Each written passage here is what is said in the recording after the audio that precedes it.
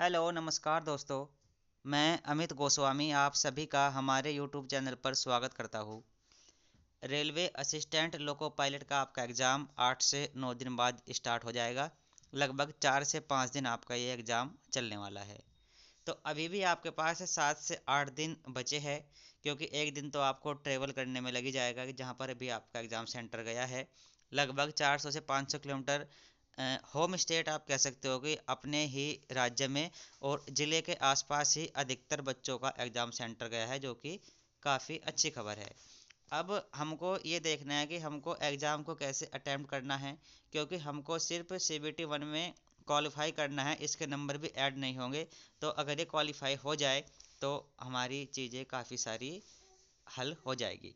तो हमको ये देखना है 75 क्वेश्चन में से हमको कैसे कैसे अटैम्प्ट करना है कि हमारा सिलेक्शन या हमारे नंबर इतने आ जाए कि CBT 1 हमारा क्वालिफाई हो जाए। तो आपका जो GK GS जनरल अवेयरनेस ये जो आपका टॉपिक है काफ़ी बड़ा है।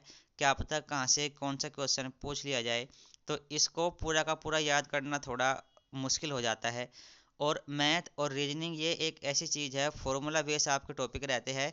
इसमें आप 90-95% भी क्वेश्चन सही कर सकते हो, और इतने ही एक्यूरेसी के साथ। ज़्यादा नहीं होता, 1 से 2 क्वेश्चन आपका मैथ, 1 से 2 क्वेश्चन आपका रीजनिंग में थोड़े ऐसे हार्ड होते हैं जो आपसे नहीं बन पाते हैं। ठीक है, लेकिन GK GS का तो ये है कि यदि आपको आता है तो आता है, नहीं आता तो नहीं आता। तो अगर आप देखेंगे आपका 20 नंबर का तो इसमें मैथ आने वाला है, 25 नंबर का इसमें रीजनिंग आने वाली है, ये 45 नंबर आपके यहाँ से बन जाएंगे। उसके बाद 30 नंबर का आपका बचा है। 30 में से भी जो आपका 20 नंबर है वो तो आपका आएगा साइंस से, यानी कि फिजिक्स केमिस्ट्री बायोलॉजी। और 10 नंबर में आपका रहेगा सब कुछ, जिसमें आपका polity, economics, static GK, current affair. और करंट अफेयर के भी 2 से 3 क्वेश्चन आपके आते ही आते हैं। तो आपको सिर्फ अपना मजबूत क्या करना है, आपका मजबूत करना है अपना मैथ और रीजनिंग। तो यदि आप तैयारी कर रहे हो और यदि आपका एग्ज़ाम देना है, तो अभी भी आपके पास 7 से 8 दिन हैं। मैथ और रीजनिंग की जितनी प्रैक्टिस कर सको उतनी कर लेना, क्योंकि यही आपको यहाँ पर सिलेक्शन दिलवा देंगे।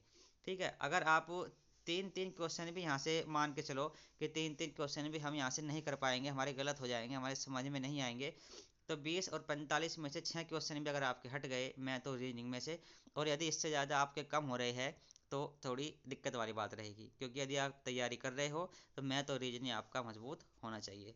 तो 38 से 39 नंबर तो आपका मैथ और रीजनिंग ही लेके आ जाएंगे। उसके बाद आपने पिछले साल की कट ऑफ अगर आपने देखी होगी, तो 45-50 गई थी, वो भी नॉर्मलाइजेशन के बाद।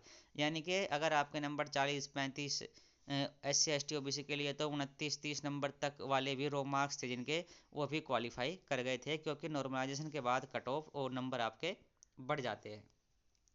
तो उसके बाद आपका साइंस है। साइंस में भी आपके 2 से 3% 110% आपके आवर्त सारणी से आएंगे ही आएंगे।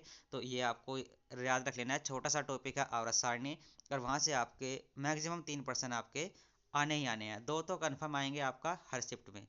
उसके बाद आपका आविष्कारक है, खोज है, कोशिका है। तो ये कुछ ऐसे टॉपिक है फिजिक्स केमिस्ट्री बायोलॉजी के, जहाँ से पर्सन आपके बन जाते हैं। यानी कि इन 20 में से 10 क्वेश्चन भी अगर आप मान के चले, बल्कि 15 बिल्कुल आराम से हो जाएंगे, क्योंकि साइंस इतनी हार्ड नहीं आती है। लेकिन अगर आप 10 भी मान के चले, तो 39 तो आपके मैथ रीजनिंग के और 10 आपके साइंस के, तो 49 क्वेश्चन आपके यहाँ से बन जाते हैं।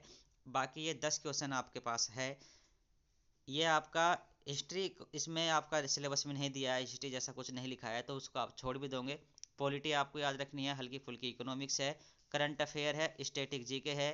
ठीक है, तो यहाँ से भी अगर आप 5 क्वेश्चन अगर आप कर पा रहे हो इन 10 में से भी, तो 49 और 5 54 क्वेश्चन आपको अटैम्प्ट करके आने हैं। इन 54 में से अगर आपके, हालांकि मैंने 54 वो बताई है जो आपसे हो जाएंगे, लेकिन फिर भी या तो बाय मिस्टेक या किसी भी वजह से इन 54 में भी आपके 4 क्वेश्चन अगर आपके गलत हो जाते हैं, तो यानी कि आपके 50 क्वेश्चन यहाँ पर सही हो जाएंगे, और इन 4 में के 1.5 या 2 नंबर आप कम कर सकते हो। तो यानी कि 48 या 49 के आसपास आपका नंबर यहाँ पर बन जाएगा, जो सफिशियंट है जनरल कैटेगरी के लिए भी आपका सिलेक्शन आपका दिलवाने के लिए CBT 1 में। अगर आप SC ST से है तो फिर तो 100% उसमें कोई डाउट है ही नहीं। और जनरल में भी आपका इतना रो स्कोर अगर आपका बन रहा है तो आपका सिलेक्शन क्वालिफाई 1 करने के लिए कोई नहीं रोक पाएगा। इसी तरह की स्ट्रेटेजी हमको बनानी होती है। ऐसा नहीं है कि हम वहाँ पर मेहनत कर रहे हैं, हमने 10 दिन तो हिस्ट्री पढ़ने में ही निकाल दिए, जबकि हिस्ट्री से वहाँ पर क्वेश्चन आएंगे ही नहीं। हमको मेहनत करनी है मैथ, रीजनिंग और जनरल साइंस पर। और भी कुछ डाउट अगर आपका है तो आप कमेंट करके पूछ सकते हैं। फिलहाल इस वीडियो में